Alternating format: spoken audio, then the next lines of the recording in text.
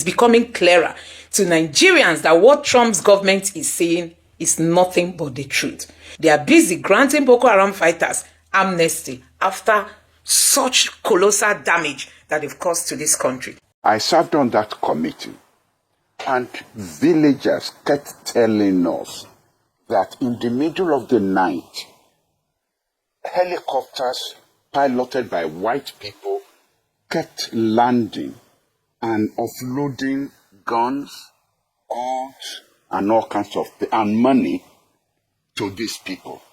Now, so guys, Trump is out for Nigeria, but I tell you, it's for the good of this country. So this prof, who one time sat over a security committee, has come out to make some shocking revelation. He said while he was presiding over this committee that sees to security in Nigeria, that they were being given some tip-off by villagers that they saw some helicopters and planes dropping arms and money around their village. And do you know what? The northern leaders, they all know about this and they kept quiet. He has also come out to say that Obama refused to sell arms to Nigeria, citing human rights violation because Obama did not like how the Jonathan's government was going after Boko Haram fighters. He also accused northern leaders of secretly going to the US to have secret meetings with the Obama's government. That it even got to a point where some officials in Obama's government were coming to Nigeria without getting any state clearance to have secret meetings in the north.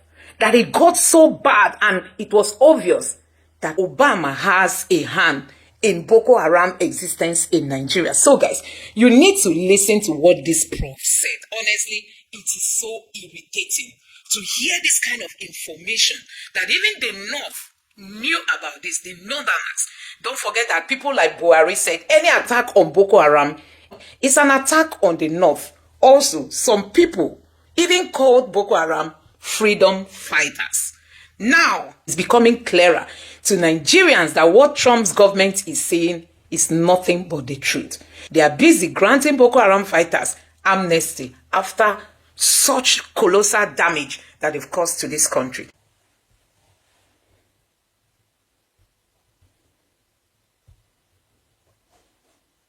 I served on that committee, and villagers kept telling us that in the middle of the night, helicopters piloted by white people kept landing and offloading guns, arms, and all kinds of and money to these people. Now, villagers they don't even know who these white people are. And they have no reason to lie to us. Now, we made a mistake. When I said some of us on the Boko Haram committee made a mistake. We thought it was the French that were doing this. Now we have an American congressman said, no, it was the Americans who were doing this.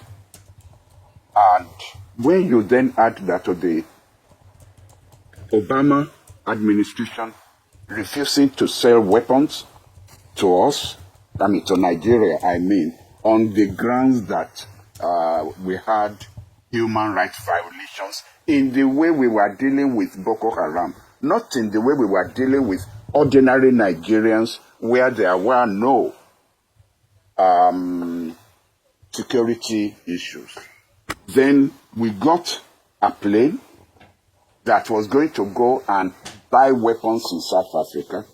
Someone tipped off the South Africans. It wasn't a Nigerian who tipped off the South Africans. Who tipped off the South Africans? You have to come to a conclusion that it has to be a power that had access to information and that was able to do that.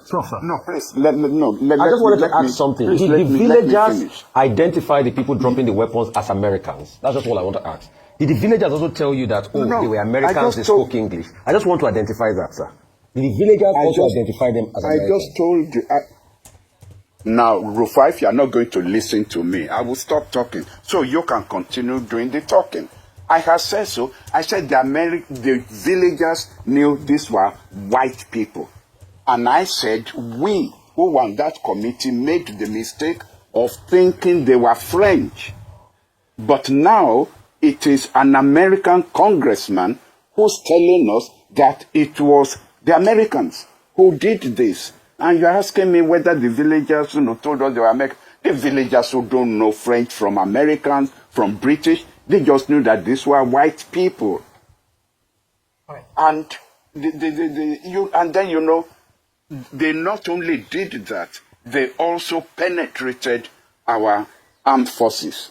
Because as behind the scene, our boys will tell us that there were times when they will have Boko Haram people in the sight of their guns, and they will now ask their headquarters for permission to open fire, only for their superior officers to tell them to pull back and not open fire.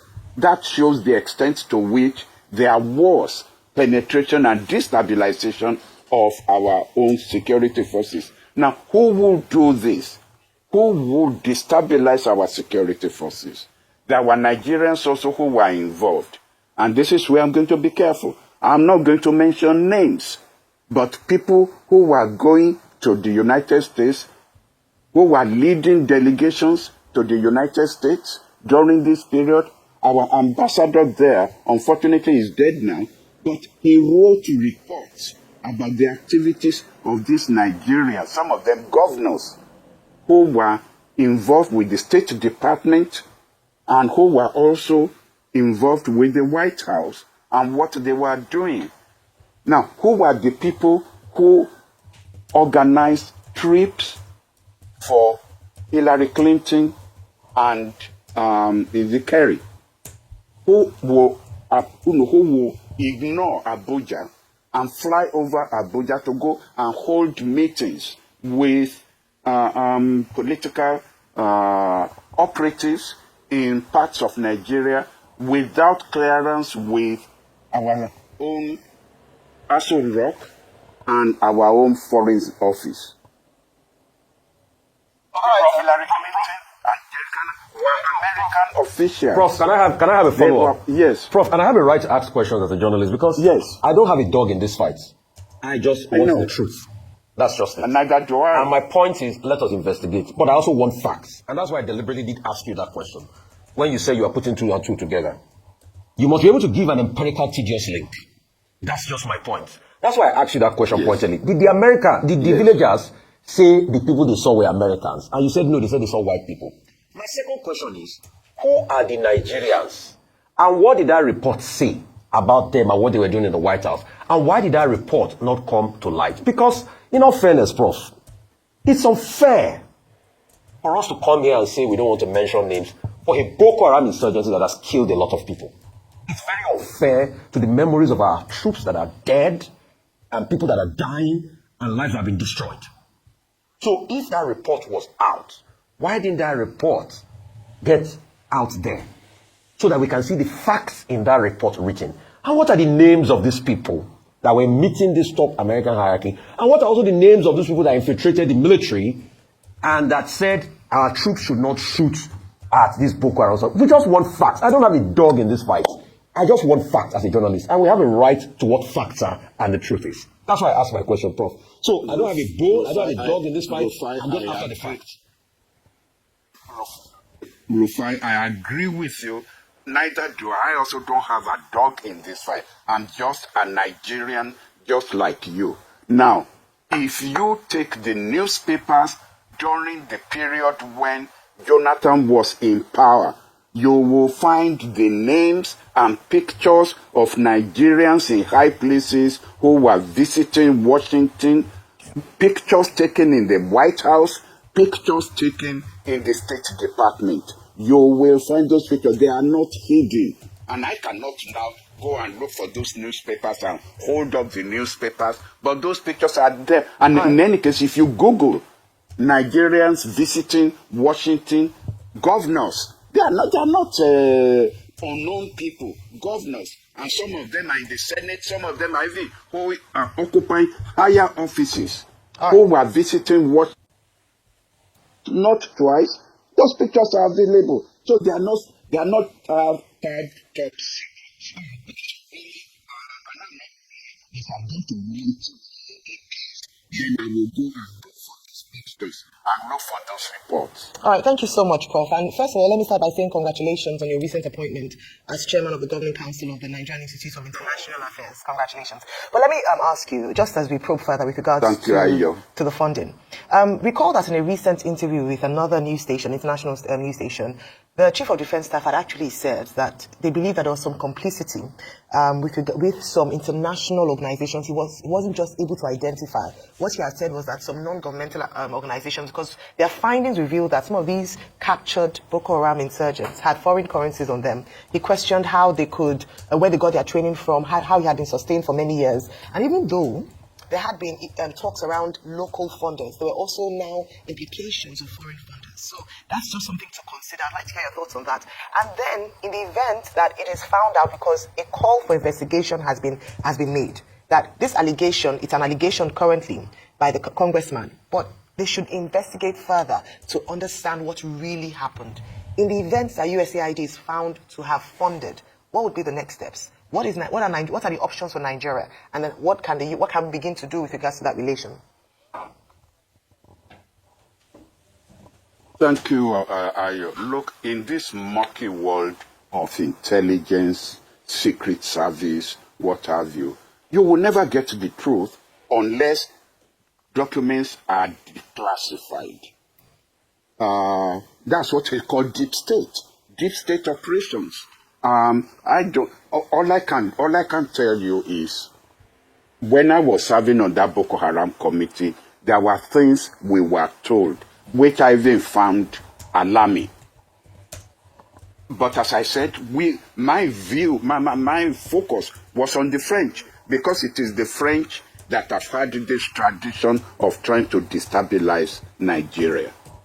Dollars that were found on these Boko Haram people. There was an episode where a helicopter crashed in one of these northern states.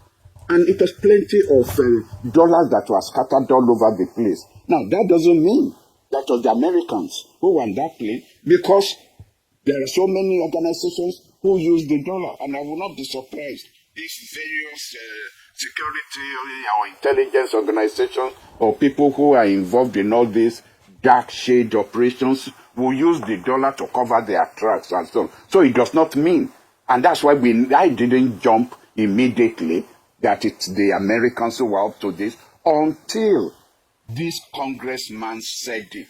Now, if I'm not going to believe the congressman about operations, and this is a congressman who has access to their own data, he may have his own motive for what he's saying and for what he's doing and for why he's saying this. But if I'm not going to believe him, and on the grounds of that, we then end up with, we don't know.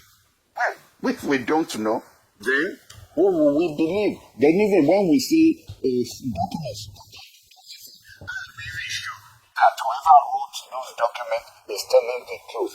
You see, we are not going to get 100% certainty when you are dealing with intelligence operatives and what they are putting down on paper. Some trying to cover their tracks, some trying to implicate, the others. As regards to your question, what do we do now? Believe me, and this is the most depressing part of this, there is nothing we can do. You are dealing with a superpower whose tentacles spread all over the world. I'm not saying this about Americans alone. I'm saying this about MI6, the British. I'm saying this about the French. I'm saying this about the Chinese. All these are superpowers whose tentacles are global and spread all over the world. There's nothing you can do about them. You put out one candle. Do you know how many candles that there are? How many of them are operating? Is the one that you know that you focus on, but there are others, many others. Earlier on, they were talking about Chile. What happened to Allende in Chile? Now, even right now, as we are talking, Venezuela is still the target of, the deep state, American deep state operations in Latin America. And if you are not careful, don't believe that, when, what's his name, Trump, decides to target a particular country, he will only do it on the pages of the newspaper. They are not talking about the CIA. So if you shut down the operations of USAID, the CIA is there, the National Security Agency is there, they are all involved. Countries. Yes. Good morning, Prof. This is Anthony. Good morning, Prof. Good morning, Prof. Yeah, good morning. As you teach us international relations, we look at interest and influence, and then we try to tie that and deduce a lot of things. You know, the cardinal points: interest and influence. For the purpose of viewers, what is the interest of superpowers, be it the USA, be it France, or any other white or any other color country, to finance Boko Haram? Let's have a sort of theoretical approach on it. What is their interest to finance Boko Haram? I believe it is Nigeria that they are trying to destabilize and use any agency that comes or that they can create. You know, I attended a conference once in Washington, and it came up that no country in the global north wants a black country to become a superpower, because it will affect the domestic Dynamic. racial conundrum that they themselves are facing. It happened to Nkrumah and Nigeria. If Nigeria makes it, recall, because it's not just me. Recall what Mandela said, that until Nigeria makes it, there is no country with a black race that will make it in this world. So Nigeria had been a target before we even became independent. And that's why even the British arranged the handing over power to, if you like, the least developed part of Nigeria, and picked an elite that they think they can control. That is even before we became independent. As far back as 1945, the British had decided who they will hand over power to. And it's not the Azikwe's or the Awolowos or the Mbadiwe's or the Okmaras that they picked upon, because they knew they couldn't control those people. And so to that extent, you see, they learned their lesson when India under Nehru managed to escape their control.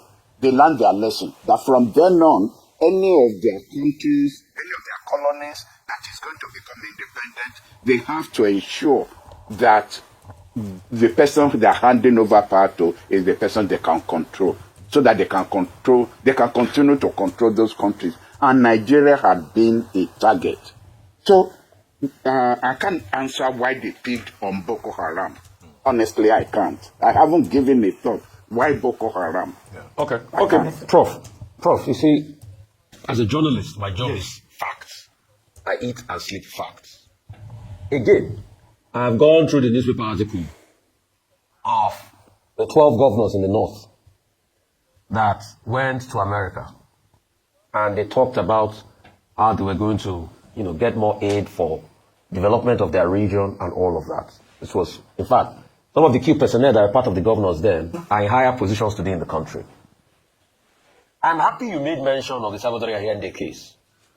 I could only speak to the case because they were declassified documents by the perpetrators of the action based on what they did with ITT sponsoring the newspaper outfit called El Mercurio in Chile against Salvador Allende. And also there were valid court deposition from the families of General Schneider, the general that was killed leading up to the assumption of office by Augusto Pinochet in Chile. I have facts for that. Based on all of this, can we get a Nigerian intelligence report? Because, okay, let's say the West might be biased, they will not show us the link. At least we should have some internal reports that might have been able to prove this link. Because, yes, we can say speculations, we've talked about the Leahy laws, but a lot of people will argue with you, Prof, that America too had also used the Leahy laws on a couple of, other people. You talked about the case of South Africa, we're trying to buy weapons and all of that. Some people will argue with you, yes, that was also the case, but also Nigeria finally also got those weapons, from other sources. In fact, based on your argument, when we extended the date of the election in 2015, we made some strides clearing the elections were held in those areas. So all I just want is that, is there any report I can hold on to as regards this activity of the United States? All I'm just after is a fact. Is there maybe like a Nigerian intelligence report we can quote? Yes, I accept that as a journalist, you go after facts. As a scholar, I'm also interested in getting my hands on facts. However, the theory of rational thinking means in the absence of facts, when you are dealing with intelligence operations, you can make deduction. And from those deductions, you can come to conclusions that even you will come to while you are dealing with facts. I think that is the difference between you and I. During this period, the northern governors were not talking only about getting aid for development. They were even accusing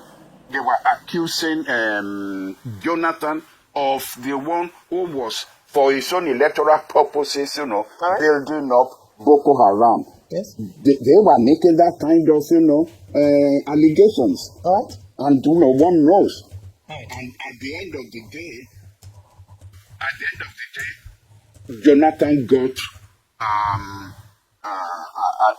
security organization from South Africa who almost fought Boko Haram who almost defeated them. Okay. But when Buhari came to power, he asked the South African military security organization to disengage. Again, all these are facts that are in the press. All right. Okay, thank you so much, Prof. And yes, thank you for your time with us this morning. But before we let you go, we cannot but talk about Pa Adebanjo, whom we lost as a nation on Friday, 14th of February, early hours of the morning. I don't know if you had a relationship with him, but I'm sure you must have paid attention to his works over the years as a journalist, as a lawyer, as an activist, as a nation builder. And I don't know if you have a few things to say about him this morning before we wrap up. Oh, thank you. Oh, yes, of course, I had a relationship with Pa Adebanjo, a fighter, a warrior to the end. He's a man who didn't mince words. And if you are going to a battle, that's the kind of a person you want on your side. He didn't mind whom he confronted as long as he believed in what he was doing. He was. What came to my mind, if you don't mind my saying this in Yoruba, people will say, who said that? I heard somebody say Yoruba. Erinwo ajanakuski beole. I mean, that's an iroko that are just falling in our political scene. So, guys, it is becoming very clear that the United States cannot say their hands are clean, considering what this country has gone through. So I can't believe that a country like America could fund insurgency in Nigeria. I cannot still but believe it. But you can see the kind of revelation coming from this prof. He said he sat over a committee. And as member of that committee, they were given tip-off by villagers that they saw helicopter or planes dropping arms, money, food, all kinds of things in their village to these Boko Haram fighters. He said the northerners, even some of them who were governors, they knew about it, but they kept quiet. They didn't want to talk. They knew about it, they kept quiet, but they would rather move secretly to America to go have secret talks with Obama's government. It even got to a point that some officials, like he mentioned Clinton, that they all came to Nigeria to have secret talks without getting any state clearance. Nigerians, you can imagine to this extent. So we cannot but praise Trump for what Trump is doing. We cannot but say, thank God for the emergence of Trump. If this had continued, it means that See, African countries, this is just Nigeria, not to talk of other countries. By the time, more keeps unfolding, you get to know that America has ruined this country. Don't forget about how they kpied Gaddafi. They kpied Gaddafi under the same Obama. He kpied Gaddafi. He gathered the European countries. They went after Gaddafi for no reason. And see where Libya is today. That's to tell you that the West does not even have our interest. Especially somebody like Obama, who is an African. See how an African was used to destabilize Africa. So guys, we cannot but, keep shouting to see if this country can get better. Let me know what you think about this in the comment section below. Please don't forget to subscribe to the channel, turn on the notification bell. Please give this video a like so that YouTube can recommend it to others. And drop your thoughts in the comment section below. Thank you.